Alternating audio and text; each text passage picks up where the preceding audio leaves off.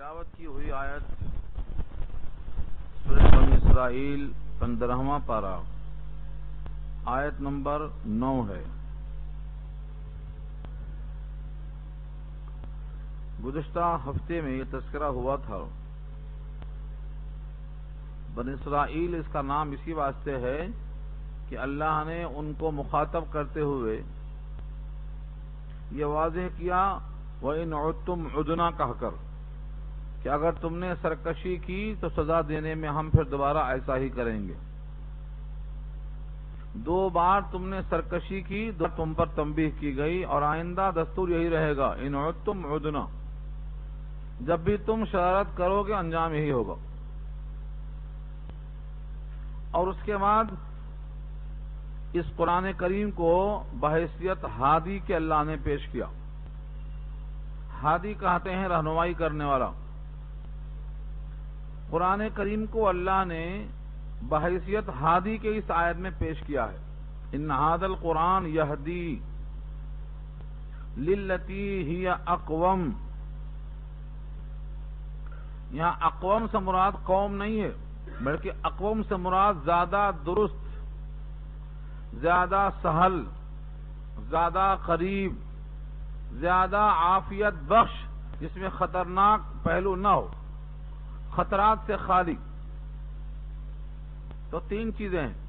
انا بے شک، ھذا القرآن یہ قرآن، یہدی ایسے راستے کی طرف رہنمائی کرتا ہے، ایسی ہدایت کرتا ہے، للتی ہی اقوم کہ وہ راستہ بالکل سیدھا ہے، یعنی اسلام۔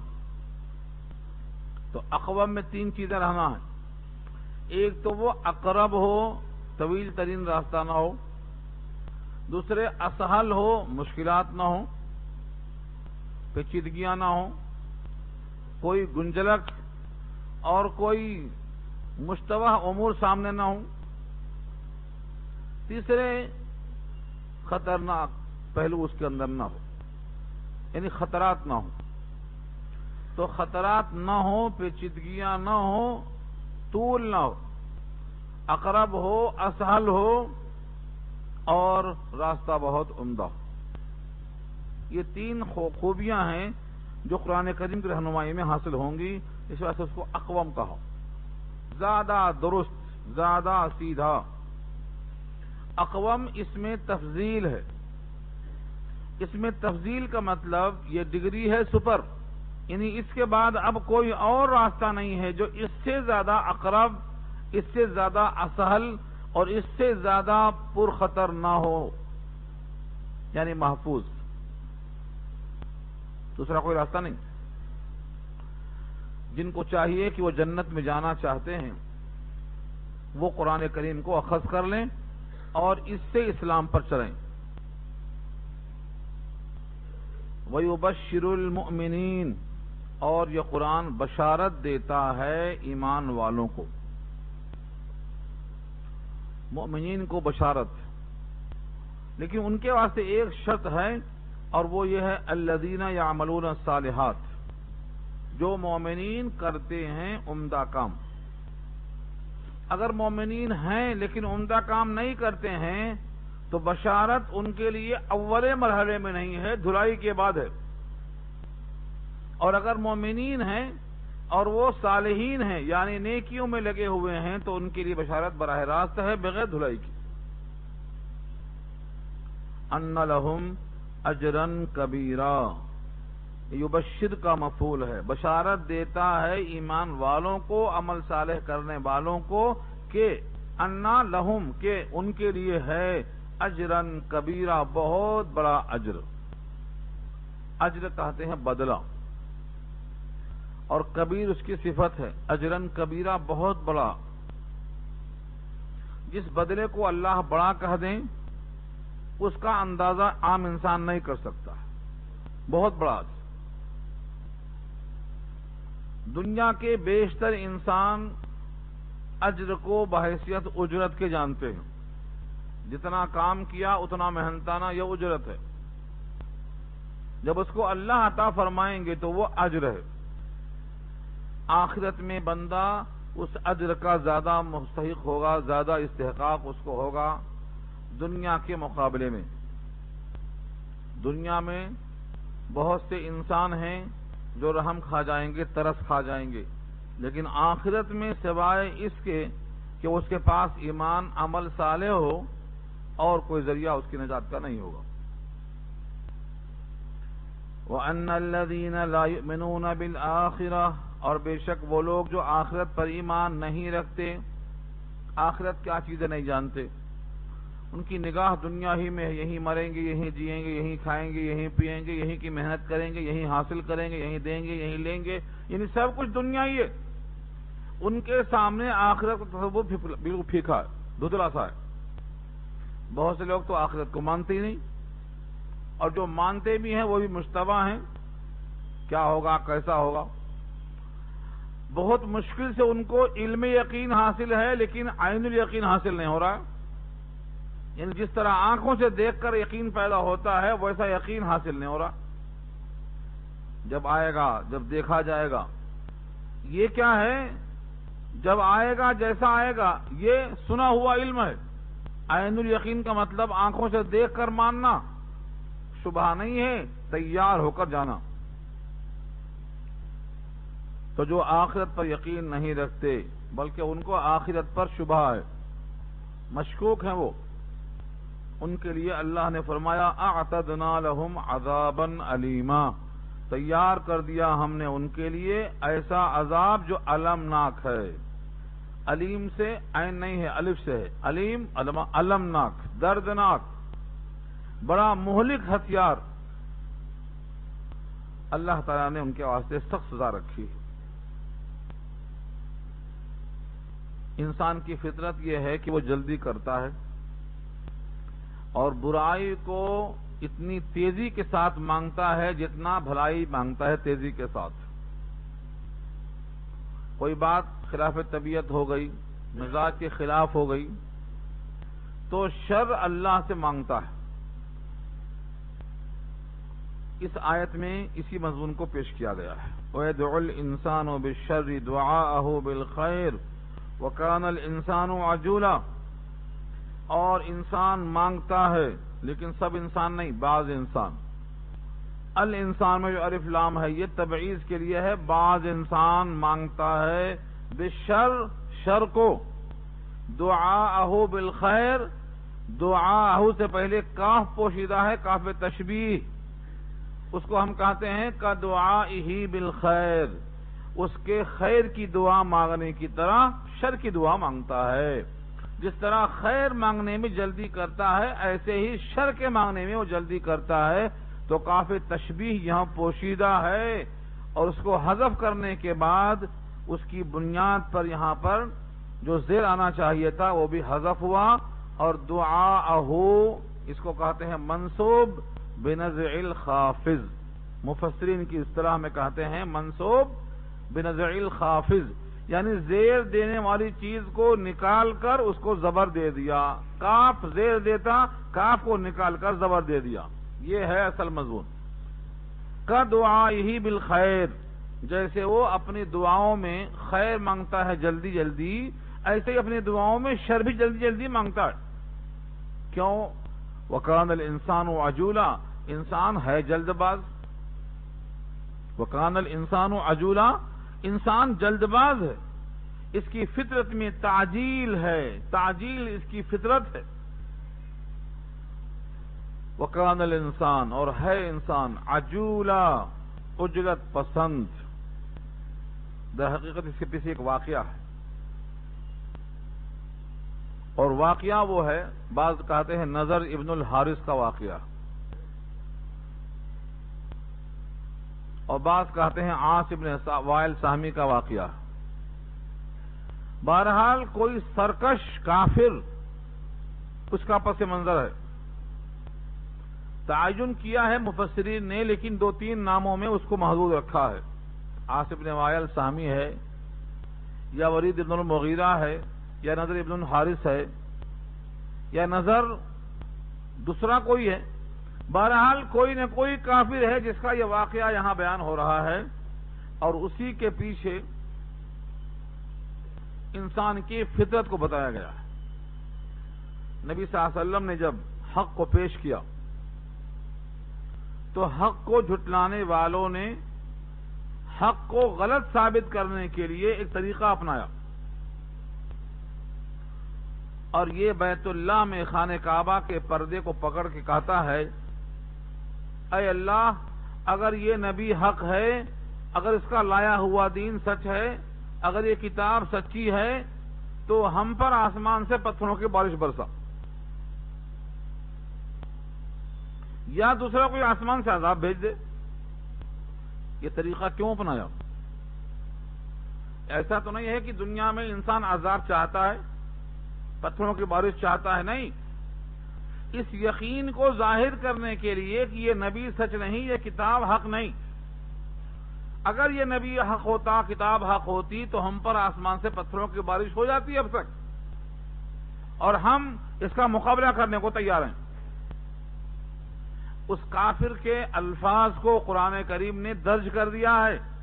سورہ انفال میں آیت گزر چکی ہے، اللہم ان کان ھذا ھو الحق من عندک فامطر علینا حجارۃ من السماء او ائتنا بعذاب علیم۔ یہ آیت پیچھے آ چکی ہے سورہ انفال میں۔ یہ اس کافر کا قول تھا جس کو اللہ نے ہمیشہ کے واسطے نقل کر دیا کہ حق کو باطل دبانے کے لیے ایسے بھی کام کرتے ہیں۔ حضرت موسیٰ کو نیچا دکھانے کے واسطے فرعون نے کیا کیا؟ جادوگروں کو جمع کر لیا، وہ بھی ایک حربہ تھا کہ مقابلے ان کو شکست دی جائے۔ تو باطل آج بھی حق کو دبانے کے لیے ایسے حربے استعمال کر سکتا ہے۔ اللہ نے کیا عذاب بھیج دیا؟ نہیں بھیجا۔ تو کیا عذاب نہ بھیجنے سے اس کافر کا دعویٰ سچا ثابت ہو گیا؟ کیا عذاب کے نہ بھیجنے سے یہ قرآن نعوذ باللہ غلط ثابت ہو گیا؟ اللہ نے جواب دیا اس کا۔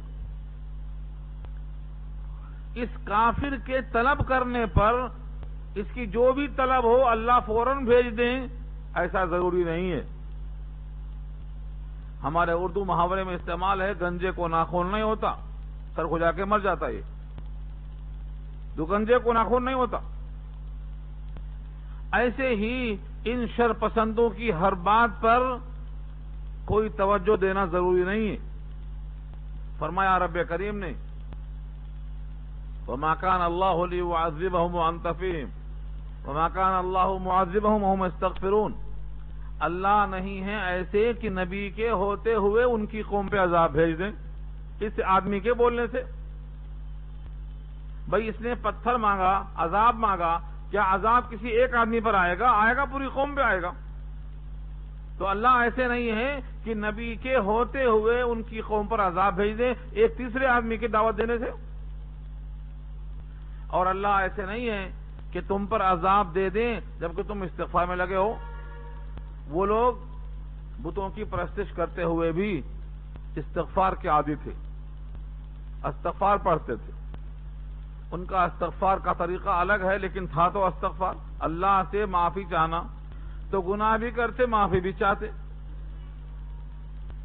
یہ دونوں وجہ بتایا اللہ نے۔ یہ دونوں آیتوں کی طرف اشارہ یہاں سے موجود ہے کہ انسان شر کو ایسا مانگتا ہے جیسے خیر کو جلدی کر کے مانگتا ہے، کیونکہ انسان کی فطرت ہی جلد باز ہے۔ یہ تو کافروں کا حال تھا، منکر آخرت تھے، اور نبی کی نبوت کو، قرآن کو رد کرنے کے واسطے ایسا حربہ استعمال کیا تھا۔ آج ہماری قوم کو کیا ہوا ہے؟ مسلمان خاتون اپنے بچے کو بد دعا کر دیتی ہیں، اپنے بیٹے کو، اپنے بیٹی کو کوس دیتی ہیں۔ جب عورتیں بیزار ہوتی ہیں تو بد دعا دیتی ہیں۔ یہ بھی جلد بازی کی وجہ سے ہے۔ اندر محبت ہے، اندرونی حصے میں ماں کو، ہر ماں کو، باپ کو، ہر باپ کو اپنے اولاد سے محبت ہوتی ہے، اور محبت کا تقاضا یہ ہے کہ بد دعا نہ کریں، لیکن جلدی غصہ چڑھ جاتا ہے اور اس غصے کی وجہ سے وہ بد دعا کر بیٹھتے ہیں۔ اللہ فرماتے ہیں اگر تمہاری طرح جلد بازی میں بھی قبول کر لیا کروں تو تم روئیں گے بیٹھ کے بعد میں۔ لیکن اللہ حلیم ہے، متحمل ہے، اللہ کی صفت میں ہے عزیز حلیم. اللہ تعالی حلیم ہے، حلم والے ہیں، تمہاری بھلائی کے اتنے حریص ہیں کہ تم اپنی بھلائی کو نہیں جانتے ہو، بد دعا کر کے برائی مانگ لیتے ہو، لیکن رب کریم اس کو روک لیتے ہیں. بعض عورتیں کہتی ہیں یہ مرتا بھی نہیں کہ چھٹی مل جائے، حالانکہ جب مر جاتا ہے تو خوب روتی ہیں، مرنے سے پہلے تک خبر نہیں. تو جو چیز ساتھ میں ہے اس کی قدر نہیں ہوتی ہے، جب وہ چیز چھینی جاتی ہے. قدر نعمت بعد زوال اردو میں محاورہ ہے. جب تک وہ چیز ہوتی ہے قدر نہیں ہوتی ہے. اس لیے کوسنا اور بد دعا کرنے کے بجائے نبی صلی اللہ علیہ وسلم نے ہمیشہ دعا کو ترجیح دیا ہے.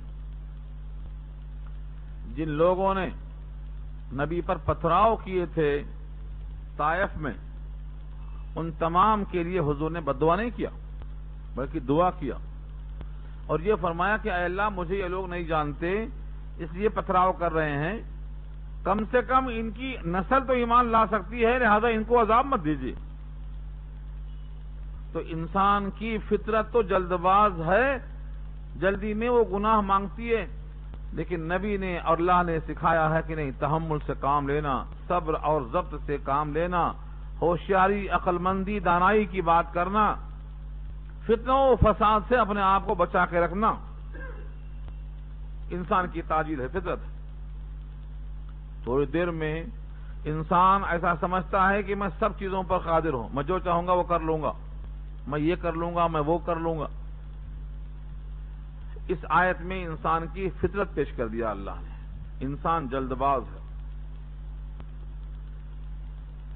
اس جلد بازی میں کچھ کہا جاتا ہے. ہمیشہ یاد آتا ہے مجھے حضرت علی رضی اللہ تعالی عنہ جو اپنی بیوی جناب فاطمہ کے ساتھ تھے. نبی صلی اللہ علیہ وسلم نے دستک دیا، کھٹکا مارا جگانے کے لیے صبح صبح. اب تک اٹھے نہیں، اٹھو. جیسے گھر والوں کو جگایا جاتا ہے، حضرت علی بھی داماد ہیں، بیٹے کے حکم میں ہیں، اور فاطمہ تو آپ کی بیٹی ہیں ہی ہیں. کھٹکا دیا آپ نے، اب تک اٹھے نہیں. حضرت علی فرماتے ہیں انفسنا بید اللہ، ہماری جانیں تو اللہ کے ہاتھ میں ہیں، چھوڑیں گے تو اٹھیں گے. بظاہر یہ جملہ ایسا تھا کہ ہمارا نہ اٹھنا ایک عذر ہے، ہماری روح چھوڑیں گے تو اٹھیں گے. نبی صلی اللہ علیہ وسلم کو اس پر غصہ آیا اور اپنے داہنے ہاتھ کو اپنے ران پہ مارتے ہوئے کھڑے ہوتے فرمایا وَقَانَ الْإِنسَانُ أَكْثَرَ شَيْءٍ جَدَلًا، انسان تو جھگڑالو ہے، کچھ نہ کچھ جواب ضرور دے گا. انسان کی فطرت یہ ہے کچھ نہ کچھ جواب دے گا، چاہے جواب صحیح ہو یا غلط ہو، موقع کے مطابق ہو یا موقع کے مطابق نہ ہو، لیکن ملا عام باشد کی چپ نہ شود، کچھ نہ کچھ تو بولنا ہے. یہ فطرت سے روکا گیا ہے. آدمی کچھ نہ کچھ کہنا ضروری نہیں ہے. خاموش ہو جانا، نادم ہو جانا غلط بولنے سے بہتر ہے. چاہیے تو خیر اچھی بات کہے یا تو چپ ہو جائے. وَلْيَقُلْ خَيْرًا أَوْ لِيَصْمُتْ، کہے تو اچھی بات کہے ورنہ چپ ہو جائے. چپ ہو جانا بہتر ہے ایسے قول سے جو خراب اور غلط ہو. اللہ نے یہاں سے بندوں کی تسہیل کے لیے نشانیوں کو ظاہر فرمایا. وَجَعَلْنَا اللَّيْلَ وَالنَّهَارَ آيَتَيْنِ فَمَحَوْنَا آيَةَ اللَّيْلِ وَجَعَلْنَا آيَةَ النَّهَارِ مُبْصِرَةً لِتَبْتَغُوا فَضْلًا مِّن رَّبِّكُمْ وَلِتَعْلَمُوا عَدَدَ السِّنِينَ وَالْحِسَابَ وَكُلَّ شَيْءٍ فَصَّلْنَاهُ تَفْصِيلًا. اس آیت میں اللہ نے نشانیوں کو رکھا ہے کہ دیکھو ان کو دیکھ کر ان کے پیدا کرنے والے کو تم سمجھ سکتے ہو. ان چیزوں کو دیکھ لو، یہ چیزیں نظر آئیں گی. رات کی سیاہی، دن اور دن کا اجالا اور روشنی، دن میں سورج، یہ چیزیں تمہیں بتا دیں گی کہ یہ دن کی روشنی خود سے نہیں آئی، کوئی پیدا کرنے والا ہے. یہ رات اور رات کی سیاہی خود سے نہیں آئی، کوئی ان کو پیدا کرنے والا ہے۔ اس سے تمہیں اندازہ ہو جائے گا کہ دن کا خالق کون ہے، رات کا خالق کون ہے۔ تو مخلوق کو دیکھ کر خالق کا پتہ چل جائے گا۔ اس کو کہتے ہیں استدلال۔ آسان کرنے کو آپ سے عرض کرتے ہیں، کہیں آپ نے دیکھا کہ دھواں اٹھ رہا ہے تو یہ دھواں دیکھ کر آپ کہتے ہیں یہاں آگ ضرور لگی ہے، چاہے وہ کچرے ہی ہو، کچرے ہی میں ہوگا آگ لگی ہے، کیونکہ یہ دھواں بتا رہا ہے کہ دھواں آگ کے بغیر نکلتا نہیں۔ دھواں دیکھ کر آگ کا پتہ چلنا یہ ہے، یہ طریقہ ہے استدلال کا۔ تو آگ پر دلیل پکڑنا دھواں دیکھ کر، ایسے ہی دن اور رات کو دیکھ کر دلیل پکڑنا کہ دن اور رات کو پیدا کرنے والا کوئی نہ کوئی ضرور ہے۔ طریقہ ہے خالق اطلاع کا۔ بنایا ہم نے رات کو اور دن کو آیتین نشانیاں، یہاں مراد آیتین سے نشانیاں ہیں۔ اس کی نشانی کس کا تھا؟ خالق۔ وَمَحَوْنَا اللیل، سو مٹا دیا ہم نے رات کی نشان کو دن کے ذریعے، وَجَعَلْنَا آیَةَ النَّهَارِ مُبْصِرَةً، اور بنا دیا ہم نے دن کی نشانی کو سجھانے کا سامان، مبصرتاً، سجھانا۔ مبصرہ بنا ہے بصیرت، آنکھ دیکھتی ہے تو بصارت اور دل دیکھتا ہے تو بصیرت، اس سے بنا ہے مبصرہ، یعنی سجھانے کے واسطے ہم نے دن کی روشنی کو باقی رکھا ہے، دن کے اجالے میں پتہ چل جاتا۔ یہ کیوں؟ لِتَبْتَغُوا فَضْلًا مِّن رَّبِّكُمْ، تاکہ تم تلاش کرو فضل اپنے رب کا، مراد ہے روزی۔ دن میں روزی کا تلاش کرنا تمہارے واسطے آسان ہو، اس واسطے ہم نے اس کو باقی رکھا۔ رات کا سکون کیوں ہے؟ قصص میں بتایا ہے 12-20 میں کہ رات کو بنایا ہے سکون کو حاصل کرنے کے لیے، دن کو بنایا ہے معاش کو حاصل کرنے کے لیے۔ دوسرا فائدہ یہ ہے رات کے دن کے آنے جانے سے لِتَعْلَمُوا عَدَدَ السِّنِينَ، اور تاکہ تم کو اس طرح سے معلوم ہو جائے سالوں کی گنتی، والحساب، حساب تو اردو میں استعمال ہے، حساب ہی ہے، یعنی رات اور دن کے ذریعے سے 24 گھنٹہ سے آپ کا ہفتہ بنتا ہے، اور ان ہفتوں سے مہینہ بنتا ہے، مہینوں سے سال بنتا ہے، اسی سے آپ کے کاروبار کا حساب قائم ہوتا ہے۔ تو عدد السنین، سالوں کی گنتی، آپ کتنے سال کے ہو کیسے معلوم ہوا؟ اسی دن کے ذریعے سے، دن اور رات سے آپ کا تعین ہوا۔ وہ حساب، اور حساب بھی سورہ رحمان میں آیا ہے الشمس والقمر بحسبان۔ یہ حسبان کیا ہے؟ یہ حساب سے ہے، حساب سے حسبان بنا ہے، یہ ذریعہ حساب۔ تو شمسی مہینہ ہو یا قمری مہینہ ہو، دونوں کے دونوں حساب کا ذریعہ ہیں۔ چاند کے ذریعے سے حساب رکھنا سنت سے ثابت ہے، نبی صلی اللہ علیہ وسلم اپنا حساب چاند سے رکھتے تھے، لیکن ہم پر انگریزوں کا ایسا غلبہ ہوا کہ وہ چلے تو گئے، ان کی چھاپ نہیں گئی، آج تک ہمارا حساب انگریزی ہی میں چلتا ہے۔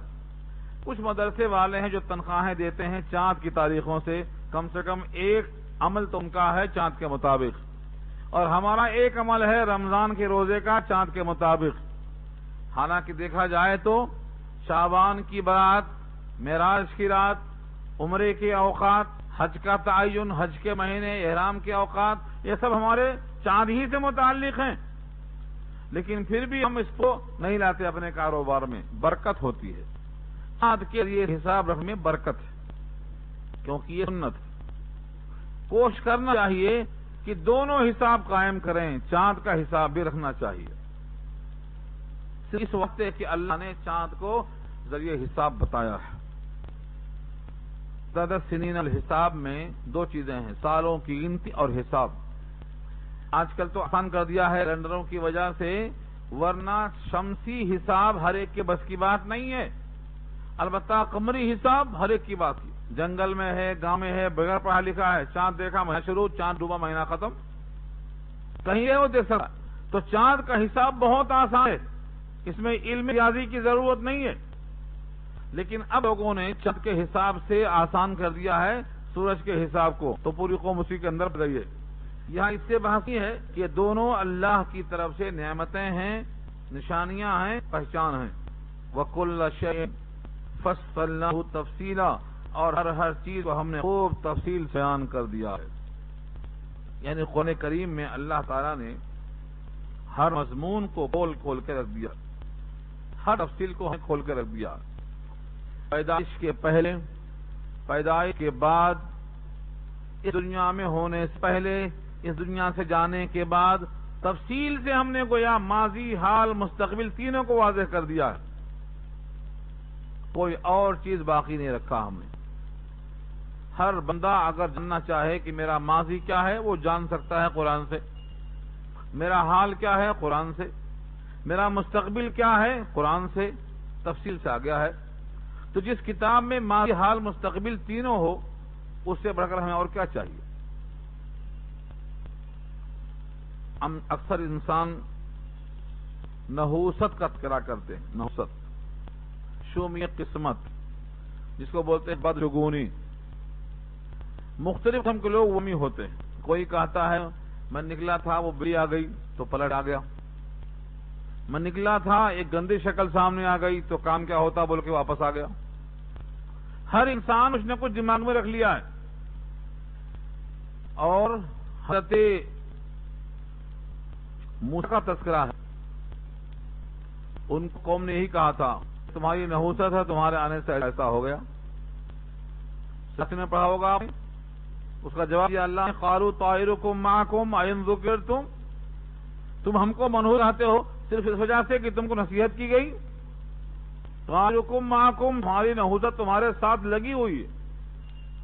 ہر انسان کی شومی قسمت، خوش بختی ہو یا بدبختی، سعادت ہو یا شقاوت ہو، یہ تو پہلے سے اللہ نے لکھ دیا ہے کہ کیا کرنے والا ہے. کس چیز کو یہاں پیش کیا گیا ہے؟ کل انسان، اور ہر انسان. لفظ کل اس موقع پر لایا جاتا ہے جب انسان کا کوئی فرد چھوٹ نہ پائے. ہر فرد بشر سب کو شریک کرنا ہے تو لفظ کل استعمال ہوتا ہے. وہ کل انسان، اور ہر انسان. علمناہ، لازم کر دیا ہم نے اس کے طائرہ، اس کی نحوست کو یا اس کے نامہ اعمال کو یا اس کے گلے کے ہار کو، فی عنقہ، اسی کی گردن میں. عنق کہتے ہیں گردن کو. اسی عنق سے بنا ہے معانقہ. عنق ایک گردن ہے تو عنق ہے، اور دو طرف بھی گردن ہے تو اس کا نام معانقہ ہے. گردن کو گردن کے سامنے لانا. مگر آج کوئی معانقہ نہیں کرتا. کیا کرتے ہیں؟ سینہ ملاتے ہیں. سینے کا لفظ ہے تو اس کو مصادرہ کہیں گے. معانقہ کام پہ کیا ہوتا ہے؟ مصادرہ. سینے کو سینے سے ملتے نہیں. قرآن کریم میں تو لفظ معانقہ ہی ہے، مصادرہ نہیں ہے. اور حدیث میں مسافر کے بعد معانقہ ہے، وہ بھی عنق سے ہے. وہاں بھی گردن کے سامنے گردن رکھنا ہے. پیشانی کا بوسہ لینا ہے اور گردن کو گردن کے سامنے رکھنا ہے. لیکن بگڑتے حلق جا کے سینہ تک آ گیا ہے، پھسل جا رہا ہے. اسلام میں سینے سے ملانا سینہ ہے ہی نہیں. معانقہ ہے، مصافحہ ہے. مصافحہ ہے تو ہتھیلی کو ہتھیلی سے ملائیں گے. اور اگر عنق ہے تو معانقہ ہے. چہرے کے سامنے چہرہ ہے، مواجہہ ہے. لیکن مصادرہ، صدر کے سامنے صدر، یہ ہمارے پاس ہے.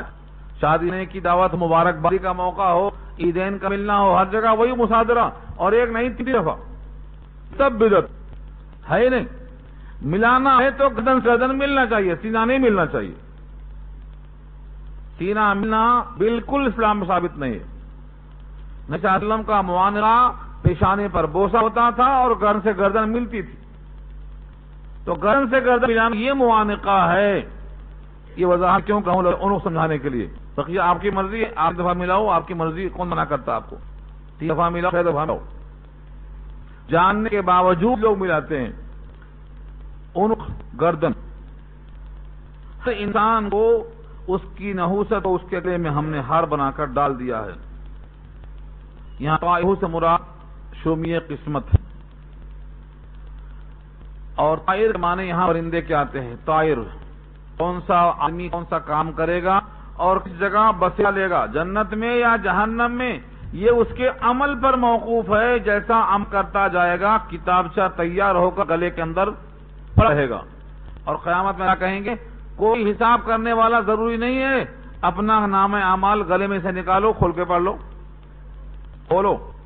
نخرج له یوم القیامۃ کتابا، اور نکالیں گے ہم اس کے واسطے قیامت کے دن ایک کتاب، یلقاہ، جو کے سامنے ڈالی جائے گی، منشورہ، کھلی ہوئی۔ یہ کھلی ہوئی کتاب کون سی کتاب ہوگی؟ ہر آدمی کا اپنا عمل، جب سے بالغ ہوا ہے اس وقت سے لے کر موت کے دن تک کیا کام کیا ہے، اور وہ کام کے لیے کیا ہے، اور وہاں پر اجر لینے کی اللہ سے امید تھی یا کسی اور کو دکھا کر اس سے اجر لینا مقصود تھا، سب سامنے کتابچہ آ جائے گا۔ اللہ فرمائیں گے اقرا کتابک، اپنا کتابچہ پڑھ، کیا لکھا ہوا ہے؟ ان کی کتاب نہیں متا، ان کی کتاب مجھے نہیں ہے، یہ تو آپ کی اپنے لیے کتاب ہے۔ اقرا کتابک، اپنی کتاب پڑھ لے، اپنا نام عمل پڑھ لے، کافی ہے۔ تو آج از خود اپنے آپ پر حساب لینے کے لیے کسی کو حساب لینے کی حاجت نہیں، یعنی اس کتاب کو دیکھ کر تیرا ضمیر بولے گا تو جنت کے لائق ہوا ہے کہ جہنم کے لائق ہوا ہے، تیاری کس طرح سے خود پڑھ لے۔ نماز پڑھا تھا تو نماز پڑھا تھا آئے گا، اور چھوڑ دیا تو چھوڑ دیا آئے گا، جھوٹ کہا یا سچ کہا اسی میں درج ہوگا، کوئی عمل غیر حاضر نہیں ہوگا۔ سورہ کہف میں اللہ نے کہا ہے وَوَجَدُوا مَا عَمِلُوا حَاضِرًا، جو عمل کیا حاضر، ایک عمل بھی ضائع نہیں۔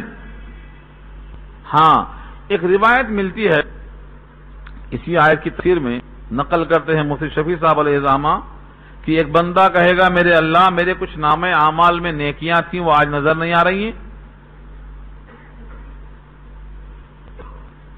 رب کو فرمائے کہ ہاں تھی تو، لیکن تم نے اس منتقل دیا تھا ایس ایم ایس کر کے، تمہیں خبر نہیں، تمہارے کھاتے سے نکل گئی، کہاں چلی گئی؟ کہا جن کی تم نے غیبت کیا تھا ان کے کھاتے منتقل ہو گئی۔ یہ نہیں ہے تو غیبت کرنے والا سمجھتا ہے میں غیبت کرتا ہوں میرا نقصان تو کچھ بھی نہیں ہو رہا ہے، جس کی غیبت کرتا ہوں اسی کا کچرا ہو رہا ہے، اسی کی آبرو جا رہی ہے، اسی کی تطہیر ہو رہی ہے۔ اللہ فرماتے ہیں نہیں، تیرا عمل نکل کے اس کے کھاتے میں چلا گیا، اب بتاؤ گھاٹا کس کا ہوا؟ اسی واسطے مولانا عاقل صاحب کہا کرتے تھے جلسوں میں، ارے میاں غیبت ہی کرنا ہے تو اپنے ابا کی کر، اپنے اماں کی کر، تاکہ تیری نیکیاں تیرے ابا کے کھاتے میں چلی جائیں۔ اگر نیکیاں منتقل کرنا غیبت کے ذریعے سے تو کسی دوست کی کر، تاکہ تیری نیکیاں تیرے میں جائیں۔ لیکن لوگ سمجھتے کہ نہیں، ہم ایسا کر کے کسی کو بے آبرو کر دے رہے ہیں، اس کی عزت کو خام ملا دے رہے ہیں۔ لیکن نام اعمال اگر غیر حاضر ہوگا تو اس کی ایک وجہ یہ بھی ہے کہ تم نے جس کی غیبت کی ہے اس کے اعمال نامے میں چلی گئی تیری نیکیاں۔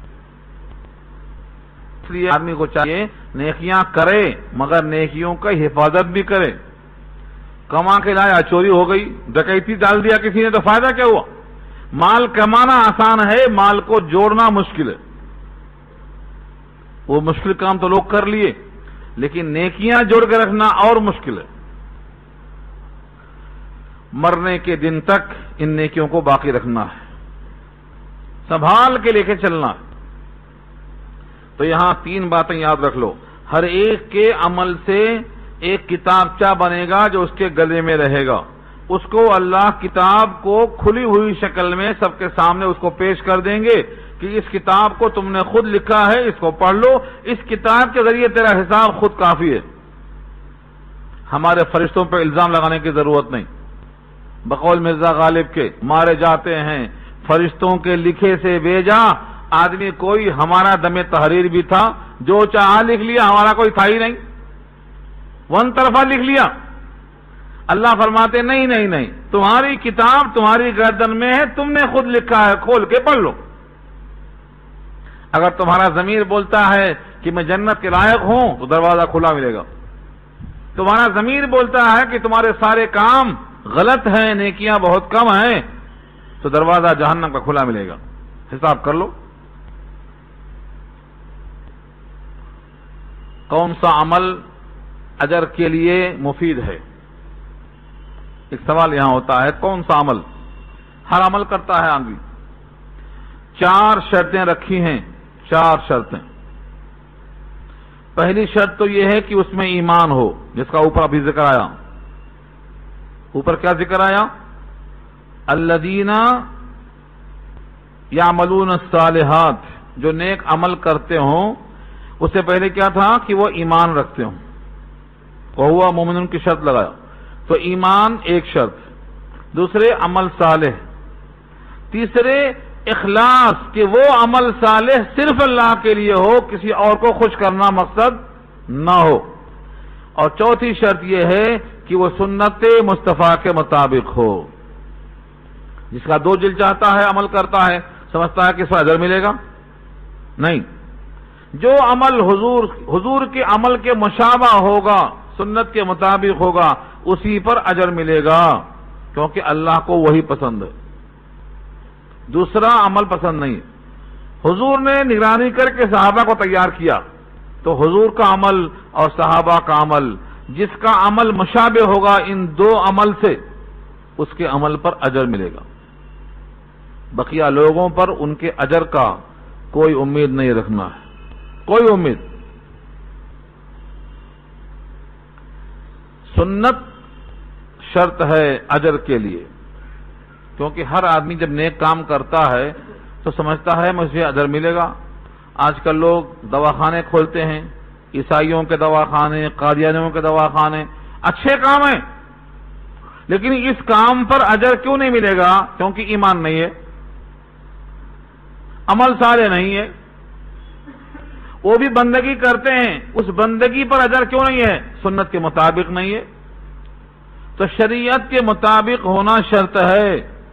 تو 4 شرطیں، ایمان، عمل صالح، اخلاص، مطابق شریعت کے 4 عمل، 4 چیزیں پائی جائیں گی، اجر ملے گا۔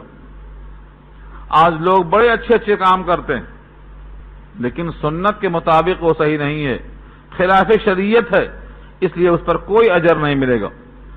پھر ان 4 پر 5ویں شرط لگایا نبی صلی اللہ علیہ وسلم نے کہ سب سے بہترین عمل وہ ہے جس پر پابندی کی جائے، مداومت کی جائے۔ جوش میں آئے تو 10 رکعت کی نماز، 10 وقت کی نماز پڑھ رہے ہیں، اور جوش ٹھنڈا ہو گیا تو فرض بھی غائب۔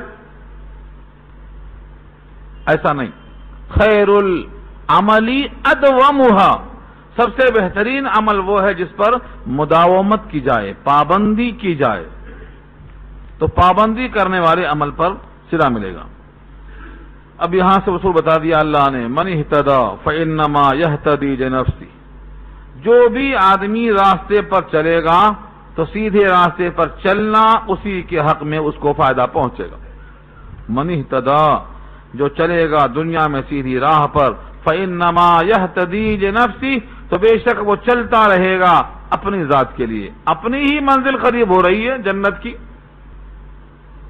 ومن ضل، اور جو گمراہ ہو گیا، بے راہی کر رہا ہے، فإنما يضل علیہا، تو اس گمراہی کا وبال کس پر پڑے گا؟ اسی پر پڑے گا۔ جا رہا تھا مکہ، پہنچے گا کہیں اور۔ ترسم نرسی بکعبہ، اے اعرابی، مجھے ڈر ہے اے دیہاتی، تو کعبے کو نہیں پہنچے گا۔ کیوں نہیں پہنچے گا؟ کی راہ کی تو میروی بترکستان است، جس راستے پر تو چلتا ہے یہ راستہ ترکستان جا رہا ہے، ترکستان کے راستے پر چلنے والا کعبہ کیسے پہنچے گا؟ ترکستان پہنچے گا۔ تو آج کا مسلمان کون سے راستے پر چلتا ہے؟ یہودیوں کے راستے پر چلتا ہے، یہودیوں کو قبلہ بنا لیا، پھر سمجھتا ہے کہ کعبہ پہنچیں گے۔ جنت حضور کے کھٹکا مارے بغیر کھلنے والی نہیں ہے، جنت اللہ کے نبی کھولیں گے، کوئی یہودی جنت نہیں کھولے گا۔ اگر جنت کی طلب ہے تو اپنا قبلہ نبی کو بناؤ، حضور نے کیا تو کرو، نہیں کیا ہے تو چھوڑو، یہ ہے اصل فیصلہ۔ سنت اور صحابہ کا عمل، یہ 2 چیزیں ہمیں دیکھنا ہے۔ آج سے یہ عہد کر لو کہ جو عمل ہم کر رہے ہیں، سر سے پاؤں تک، صبح سے شام تک، اور بچپن سے 55 تک، سارے کام کا تجزیہ کر لو۔ کون مغرب کی نظر میں اور کون حضور کی نظر میں اچھا ہے، یہ ہے یہاں کہا گیا۔ جو گمراہ ہوا، بے راہ ہوا، اس گمراہی کا، اس بے راہی کا وبال اسی پر پڑے گا۔ کوئی نماز نہیں پڑھے گا، کون جائے گا جہنم میں؟ یہی جائے گا نا جہنم میں جو نماز نہیں پڑھ رہا ہے۔ نماز نہیں پڑھنے والا اپنا گھاٹا کر رہا ہے، تو فإنما يضل علیہا، اس گمراہی کا وبال اسی پر پڑے گا۔ لگے ہاتھوں ایک اصول بتا دیا اللہ نے، وَلَا تَزِرُ وَازِرَةٌ وِزْرَ أُخْرَىٰ، اور کوئی شخص کسی کے گناہ کا بوجھ نہیں اٹھائے گا۔ یہ کیوں کہا؟ بہت لوگ بیٹھے ہیں ہاتھ پہ ہاتھ رکھ کے، ہم ان کا دامن پکڑ لیں گے، چلے جائیں گے، اور ہمارے گناہ کی پوٹلی ہم ان پہ لاد دیں گے، اور پوپ ہمیں معاف کر دے گا تو ہم بخش دیے جائیں گے۔ قرآن کریم کا یہ ٹکڑا بہت واضح ہے، وَلَا تَزِرُ، اور نہیں بوجھ اٹھائے گا، وَازِرَةٌ، کوئی بوجھ اٹھانے والا، وِزْرَ أُخْرَىٰ، دوسرے کا بوجھ، دوسرے کا بوجھ کوئی اٹھانے والا نہیں اٹھائے گا۔ حضرت فاطمہ نے اپنے والد سے کہا، اور حضرت عائشہ نے اپنے شوہر سے کہا، ہمارے کچھ کام میں آپ آئیں گے کہ نہیں؟ دنیا میں نہیں، آخرت میں۔ نبی صلی اللہ علیہ وسلم کا دو ٹوک جواب تھا فاطمہ اور عائشہ سے کہ جنت اور جہنم میں جانے کے لیے ہر آدمی کو اس کا اپنا ایمان، اپنا عمل صالح چاہیے، اپنا انتظام کر لو۔ جب تک پلسرات پر گزر نہ جاؤ، جب تک نام اعمال تولے نہ جائیں، جب تک نام اعمال دائیں ہاتھ میں نہ آئیں، کوئی کسی کے کام میں نہیں آئے گا۔ اور میں نے دنیا میں سب سے پہلے تم پر واضح کر دیا ہے کہ اپنا حساب خود دیکھ لو، کوئی کسی کے کام میں نہیں آئے گا۔ تو نبی صلی اللہ علیہ وسلم کا وہ جواب جناب فاطمہ اور عائشہ کو اور یہ آیت ملا کر دیکھو، تو جب تک آپ کا ایمان، عمل صالح صحیح نہیں ہے، کوئی کسی کے کام میں نہیں آئے گا۔ وَلَا تَزِرُ وَازِرَةٌ وِزْرَ أُخْرَىٰ، کوئی کسی کا بوجھ نہیں اٹھائے گا۔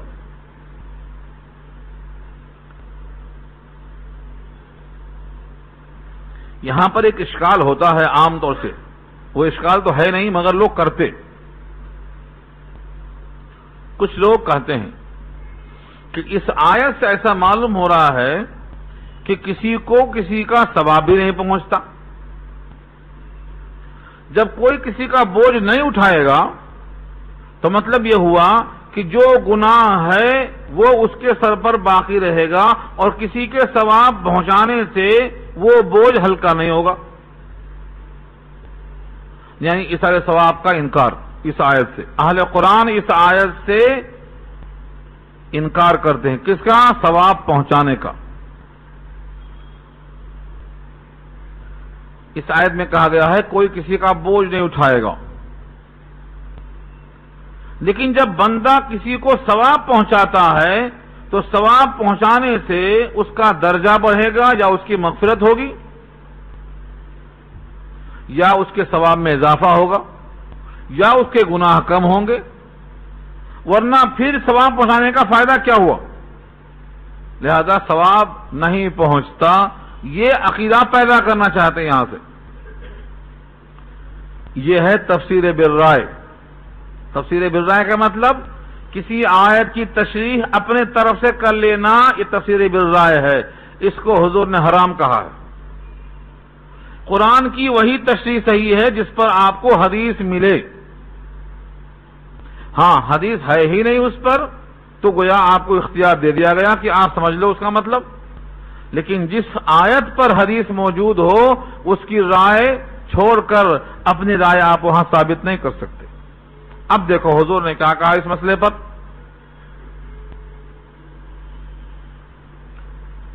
اذا مات الانسان انقطع عنه عمله الا من ثلاث، صدقة جاریۃ او علم ينتفع به او ولد صالح يدعو له۔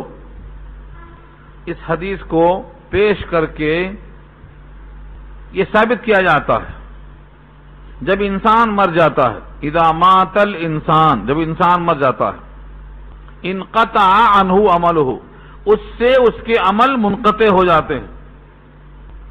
الا من ثلاث، مگر تین چیزیں: صدقہ جاریہ، مسجد کی تعمیر، مدرسے کی تعمیر، مسافر خانے کی تعمیر، کنواں، پانی، جو بھی شکلیں اس کی ہوتی ہیں یہ سب صدقہ جاریہ.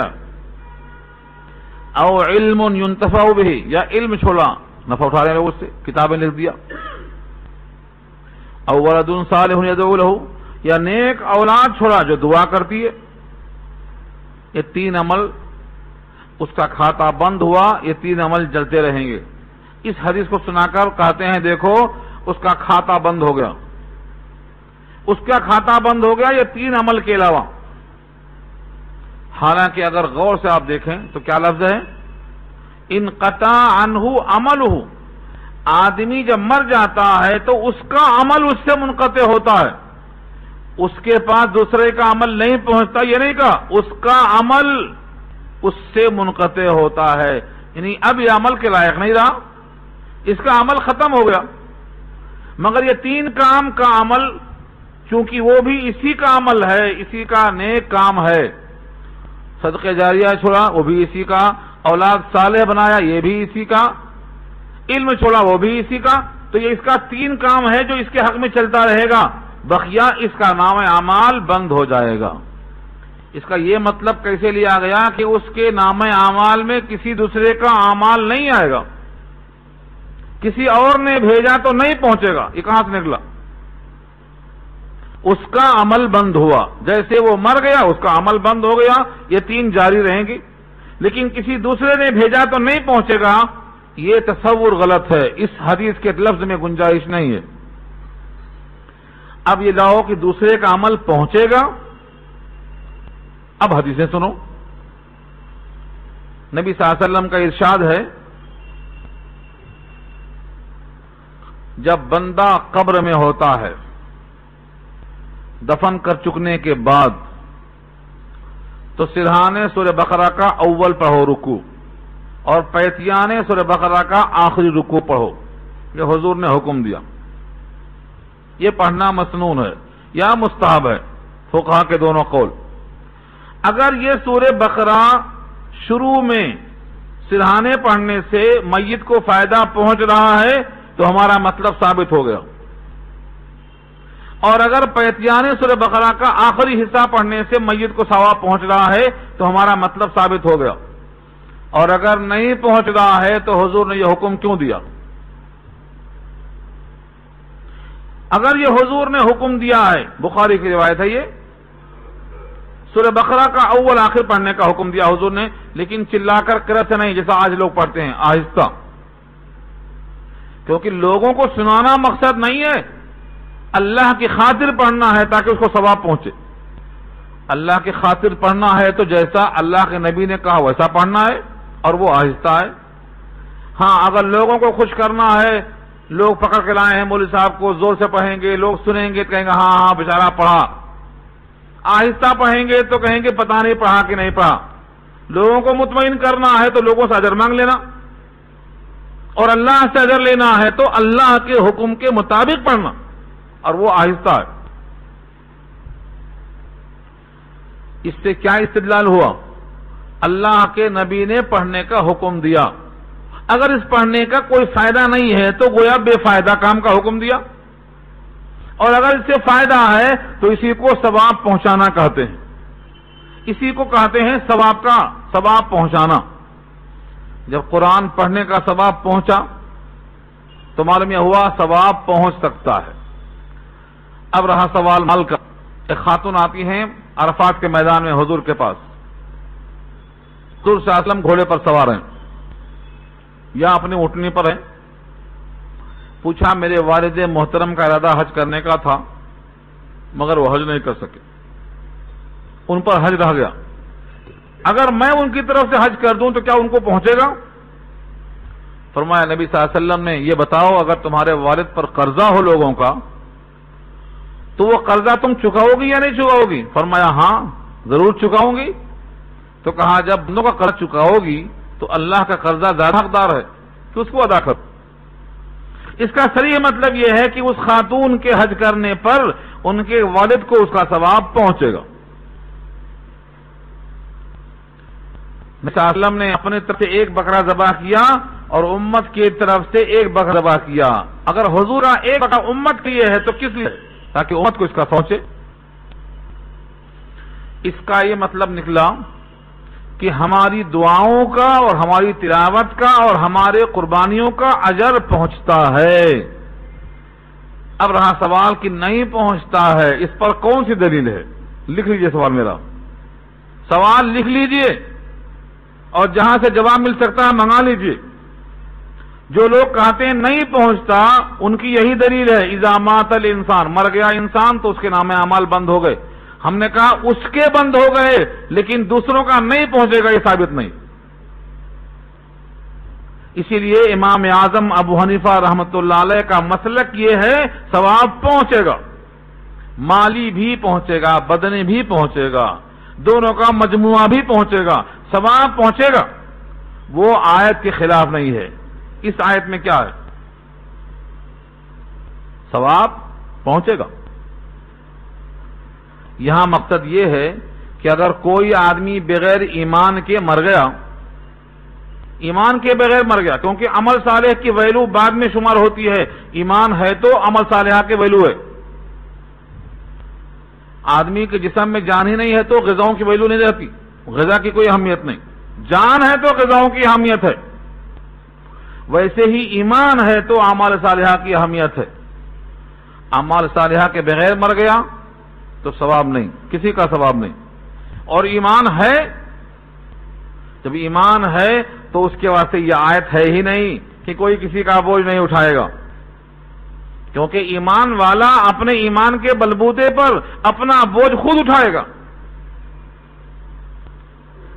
ہاں، جس میں ایمان نہیں ہے، ایمان کے بغیر مر گیا، اب اس کا کوئی بوجھ اٹھانے والا نہیں ہے، کیونکہ یہاں لفظ گمراہی کا آ رہا ہے، اور گمراہی اسی کو کہتے ہیں جو صحیح راستے پر نہیں جاتا ہے، اور صحیح راستے پر نہ چلنے والا وہی ہے جس میں ایمان نہیں، عمل صالح نہیں۔ اور دوسری آیت سورہ نجم پارہ 27 کی ہے، لیس للانسان الا ما سعی، انسان کے لیے نہیں ہے مگر وہی جتنا اس نے کوشش کیا۔ اس سے مراد سعی ایمانی ہے۔ حضرت تھانوی علیہ الرحمہ فرماتے ہیں کہ اس سے مراد سعی ایمانی ہے، کوئی کسی کی طرف سے ایمان کی سعی نہیں کر سکتا، ورنہ حضور اکرم صلی اللہ علیہ وسلم اپنے چچا کی طرف سے کلمہ پڑھ لیتے۔ چچا کی طرف سے کلمہ کیوں نہیں پڑھا آپ نے؟ کیونکہ وہ سعی ایمانی ہے، وہ کسی کی طرف سے کام میں نہیں آ سکتی، اپنا کلمہ خود پڑھنا پڑتا، اپنے دل میں تصدیق خود ہونا ضروری ہے۔ تو سعی ایمانی کسی کے کام میں نہیں آئے گی۔ بقیہ اور ذخیرہ احادیث میں کہیں آپ کو نظر نہیں آئے گا کہ کسی کا ثواب کسی کو نہیں پہنچے گا۔ ایک بات اور واضح کر دوں، کچھ لوگ کہتے ہیں کہ جب ثواب کا ایصال ہو سکتا ہے تو عذاب کا بھی ایصال ہو سکتا ہے۔ ایصال ثواب جب ہو سکتا تو ایصال عذاب کیوں نہیں؟ ہم ثواب بھیج سکتے تو عذاب کیوں نہیں بھیج سکتے ہم؟ یہ سب کیا ہے؟ ذہنی اپج ہے۔ لیکن اس پر ایک روایت یاد آئی بخاری کی، جب آدمی مر جاتا ہے اور اس پر لوگ روتے ہیں، چلاتے ہیں، نوحہ خوانی کرتے ہیں، سینہ کو بھی کرتے ہیں، تو حدیث میں آتا ہے لا تبکو، رو مت، اس کے مر جانے پر رو مت، کیونکہ یعذب المیت ببکائی اہلہ علیہ، میت کو عذاب دیا جاتا ہے اس پر اس کے رونے سے۔ جب لوگ روتے ہیں تو رونے والوں کے رونے سے اس میت کو عذاب دیا جاتا ہے۔ اور حضرت ابن عمر یہی کہتے تھے کہ دیکھو جو روتا ہے وہ محبت نہیں روتا ہے بلکہ عذاب کی خاطر رو رہا ہے۔ لیکن مطلب وہ نہیں ہے، مطلب جناب عائشہ فرماتی ہیں، حضرت عائشہ صدیقہ رضی اللہ تعالی عنہا فرماتی ہیں، اللہ حضرت عمر پہ رحم فرمائے، مطلب یہ ہے کہ اگر مرنے والا بھی اس عقیدے کا تھا کہ میرے مرنے کے بعد رونا چاہیے، اس پر خواہش مند تھا، وصیت کر کے مرا ہے کہ میرے مرنے کے بعد ذرا معلوم ہو کہ کون مرا ہے، دھوم دھام سے مرے، ایسا نہیں ہے چپکے سے مر گیا، دفن کر دیا، پتہ نہیں چلا کون مرا۔ ہاں، عاشق کا جنازہ ہے، ذرا دھوم سے نکلے اور معشوق کی گلیوں سے ذرا گھوم کے نکلے، معلوم ہونا شام میں کون مرا ہے۔ اگر اس کا عقیدہ یہ تھا کہ لوگ روئیں چلائیں، واہ جوالا، واہ میرے فلاں، ایسا ویسا کہہ کے مرے، عقیدہ اس کا ایسا تھا، تو چونکہ نوحہ خوانی حرام ہے، اس حرام پر وہ راضی تھا، اس لیے جب لوگ روئیں گے تو گویا اس کے رونے میں اس کی رضامندی کا دخل ہے، اب اس پر گناہ ہوگا۔ یہ تشریح کس کی؟ جناب عائشہ کی ہے۔ اس کا مطلب کیا ہوا؟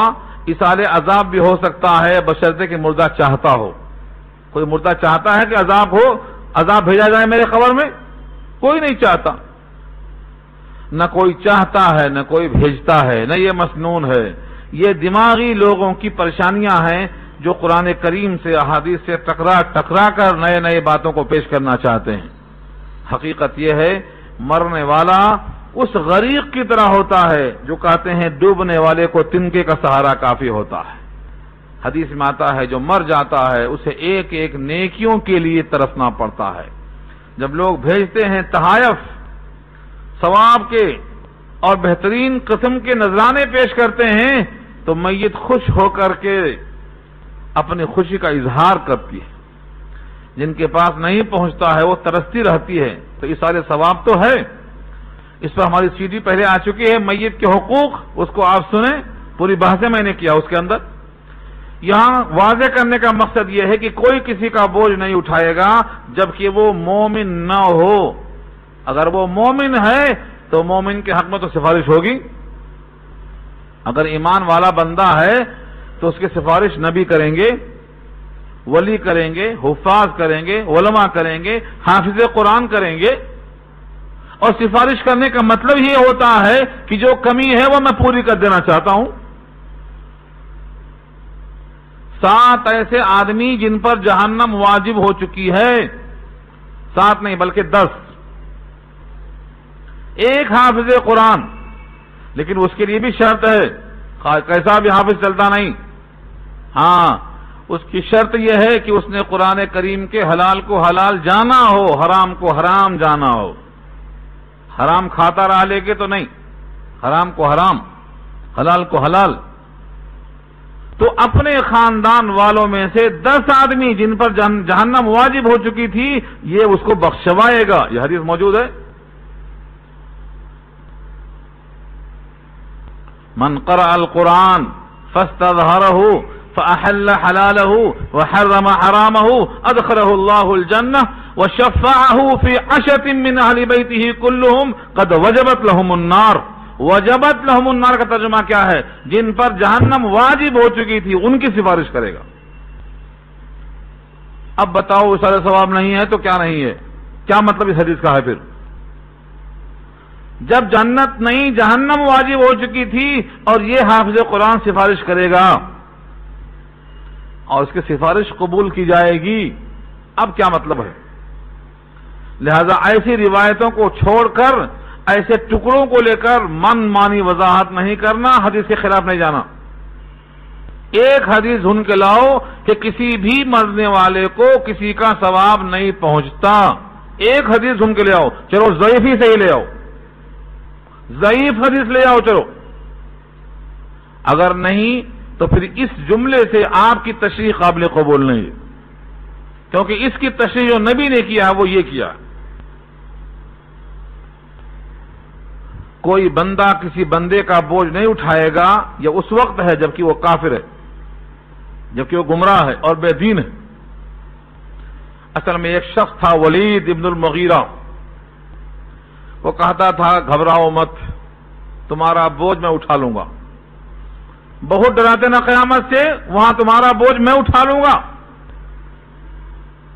اس کا لفظ نقل کیا اللہ نے سورہ عنکبوت پارہ 21 میں، اٹھائے گا اور اپنا بھی اٹھائے گا۔ کیوں اٹھائے گا؟ کہ ان کو بھٹکا دیا، ان کے بھٹک جانے کا وہ بال بھی اس پر پڑے گا۔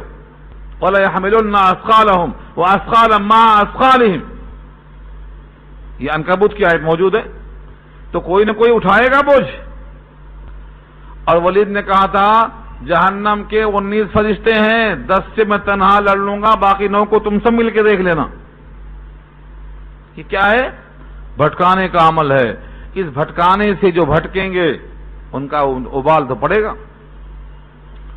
چنانچہ جہنم میں جہنم والے جائیں گے، بھٹکنے والے بھی بھٹکانے والے بھی دونوں جائیں گے. تو جب سامنے پڑے گی نگاہ تو بھٹکنے والے کہیں گے میرے پروردگار دیکھو یہ آ گیا نا بدماش، اس مجرم کی وجہ سے ہم جہنم میں لائے گئے ہیں، اس کو دوہرا عذاب دے دو یا ہمارے حوالے کرو، اس کو پاؤں سے ہم رو دیں گے. وقالوا ربنا ارنا الذين اضلانا من الجن والانس نجعلهما تحت اقدامنا ليكونا من الاسفلين. اللہ ہمیں دکھلا دے جس نے ہمیں گمراہ کیا تھا، چاہے وہ جنات میں سے ہو چاہے انسان میں سے ہو، ہم آج پاؤں تلے رکھ کے رو دیں گے تاکہ وہ اسفل ہو جائے. یہ غصہ کیوں ہے؟ کیونکہ اس نے ہمیں بھٹکایا تھا.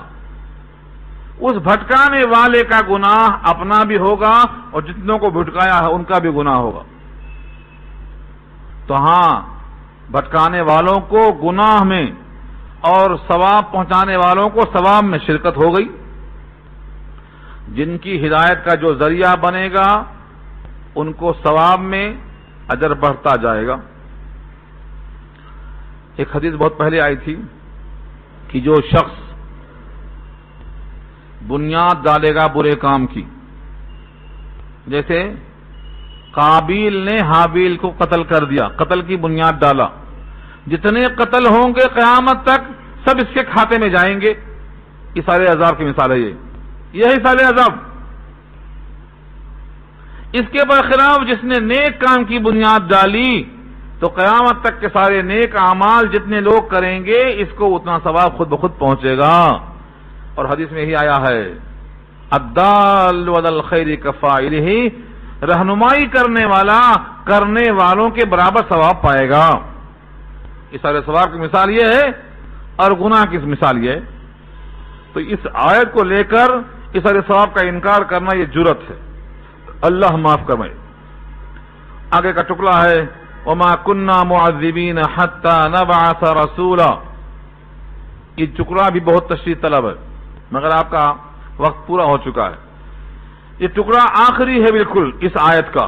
وما كنا معذبین حتى نبعث رسولا، اور ہم نہیں ہیں عذاب دینے والے یہاں تک کہ ہم بھیجیں رسول. رسول سے مراد اصطلاحی رسول ہے تو جس کو نئی کتاب نئی شریعت دی گئی ہو. اگر لغوی معنی میں ہے تو رسول بھیجا ہوا، اللہ نے بھیجا وہ بھی رسول. رسول نے کسی کو بنا کر قاصد بھیجا ہے وہ بھی رسول، جس طرح سورہ یاسین میں آیا ہے فَعَزَّزْنَاهُمَا بِثَالِثٍ. تیسرا کون تھا؟ رسول کا بھیجا ہوا تھا وہ. فَعَزَّزْنَاهُمَا بِثَالِثٍ، پہلے 2 بھیجا پھر تیسرا بھیجا.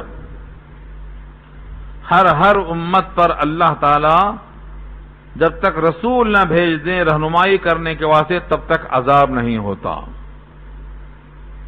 اب 1430 سال ہو گئے کوئی رسول نہیں آیا.